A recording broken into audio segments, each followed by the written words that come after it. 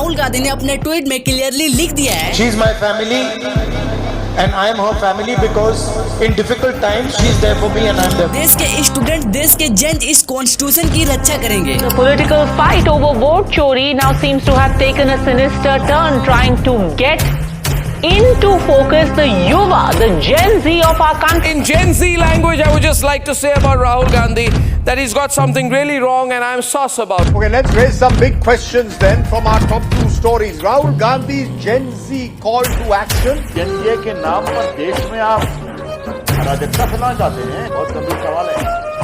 ये पूरा ट्वीट किया गया और उसका इकोसिस्टम Gen Z के नाम पर। अब इसका मतलब समझ रहे हो ना आप, ये सिर्फ एक नॉर्मल स्टेटमेंट नहीं है, ये एक क्लियर कॉल है। Sanju Verma, I'd like to take you through what Rahul Gandhi tweeted.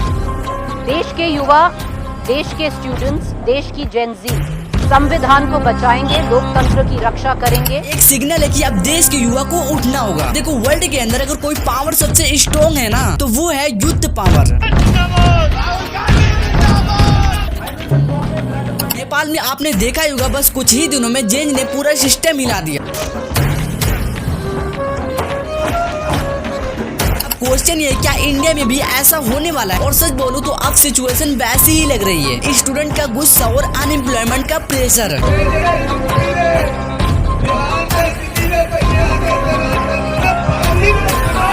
सबसे बड़ी बात कॉन्स्टिट्यूशन की बात, ये सब चीजें एक स्टॉर्म क्रिएट कर रही हैं। राहुल गांधी अभी के टाइम पे एक पॉपुलर लीडर बन चुके हैं। अभी ये राहुल बाबा यात्रा कर गए ना भाई।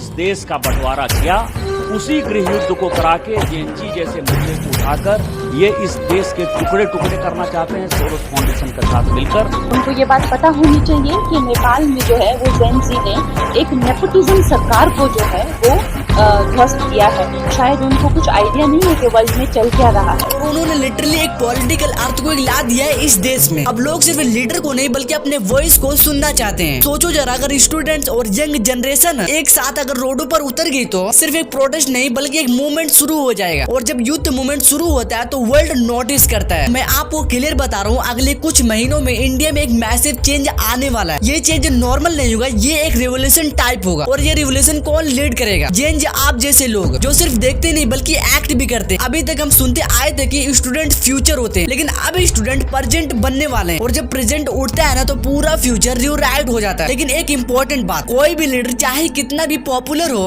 अकेला सब कुछ नहीं कर सकता। चेंज तभी सस्टेनेबल होता है जब सोसाइटी समझदारी से जज करे, फैक्ट्स पढ़े और डेमोक्रेटिक प्रोसेस को समझे। लोग सोचते हैं कि बस प्रोटेस्ट ही सॉल्यूशन, पर चेंज का मतलब सिर्फ रोड पर आना नहीं है। चेंज का मतलब है पॉलिसी को समझना, वोट को समझना और इंस्टीट्यूशन को स्ट्रेंथन करना। अगर आप सच में देश बदलना चाहते हो तो स्मार्ट वर्क करो, लाउड नहीं, कंसिस्टेंट और इन्फॉर्मेड। देश का फ्यूचर आपके हाथ में, लेकिन रिस्पॉन्सिबिलिटी आपकी है। So don't rush, learn, discuss, use your voice wisely. बाकी इस वीडियो को देखने के बाद आप लोगों की क्या राय है कमेंट करके जरूर बताना। और साथ ही इस वीडियो को एक लाइक करने के साथ हमारे इस चैनल को सब्सक्राइब भी कर देना। तो मिलते हैं और एनर्जी के साथ।